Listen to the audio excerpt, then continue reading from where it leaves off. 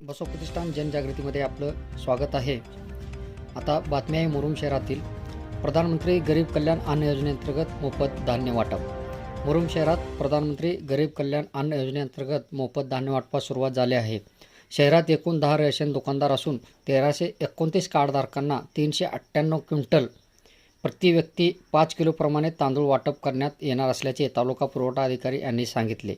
सदर धान्य वाटप फक्त अन्न सुरक्षा योजनेअंतर्गत व अंत्योदय रेशन कार्ड अर्थात पिवळे रेशन कार्ड व तसेच अन्न सुरक्षा योजनेतील काही केसरी कार्डधारकांनाही जे प्राधान्य कुटुंब यांनाही मोफत तांदूळ वाटप करण्यात येणार आहे।